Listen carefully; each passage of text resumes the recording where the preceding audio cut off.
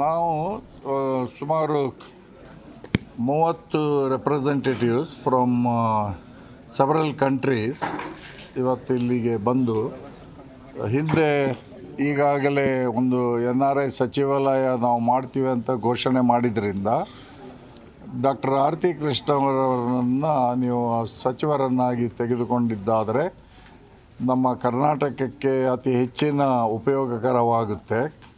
ಯಾಕೆಂತೇಳಿದರೆ ಅವರು well connected lady in several countries and she was diplomat for 12 years in Washington DC, and she has served in various capacities, including when central government had NRI ministry. Mr. Vaila Ravi was the central minister. That time she was policy maker, advisor and community development officer.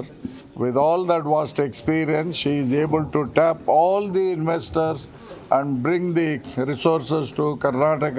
ಬಂಡವಾಳ ಹೂಡೋದಕ್ಕೆ ಅನುಕೂಲಕರ ಆಗುತ್ತೆ.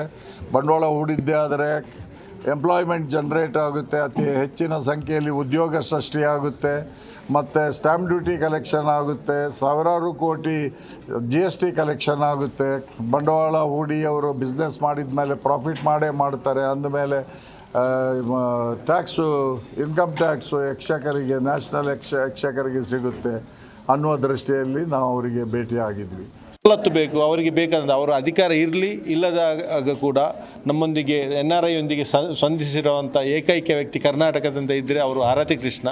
ಅದಕ್ಕಾಗಿ ನಾವೆಲ್ಲ ಕನ್ನಡಿಗ ಸಂಘಟನೆ ಎಲ್ಲ ಮುಖ್ಯಸ್ಥರು, ನಾಯಕರು ಈ ದಿವಸ ಬಂದಿರೋದು ಏನಕ್ಕೆಂದರೆ ಅಂಥ ವ್ಯಕ್ತಿಯನ್ನು ನಮಗೆ ಸಚಿವರನ್ನಾಗಿ ನೇಮಕ ಮಾಡಬೇಕು ಅಂತ ಒಂದು ಒತ್ತಾಯ ಮಾಡಲಿಕ್ಕೆ ನಾವು ಈ ದಿವಸ ಬಂದಿರೋದು. ಕನ್ನಡಿಗರಿಗೆ ನಾವೆಲ್ಲ ಕಷ್ಟದಲ್ಲಿದ್ದಾಗ ಯಾರೋ ಒಬ್ಬರು ಅಪ್ಪ ಅಮ್ಮ ಅಂದಾಗ ನಾವು ಬಿದ್ದಾಗ ಅಮ್ಮ ಅಂತೀವಿ.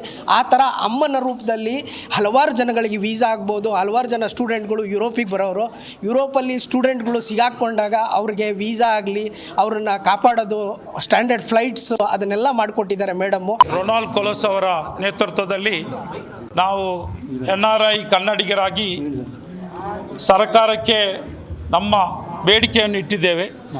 ಆದ ಕಾರಣದಿಂದಾಗಿ ನಮ್ಮ ಒಂದೇ ಬೇಡಿಕೆ ಏನೆಂದರೆ ನಮ್ಮ MLC ಆದ ಆರತಿ ಮೇಡಮ್ನವರನ್ನು ಸಚಿವರಾಗಿ ಮಾಡಬೇಕಾಗಿ ನಾವು ಕಳಕಳಿಯಿಂದ ಕೇಳ್ಕೊಳ್ತಾ ಇದ್ದೇವೆ.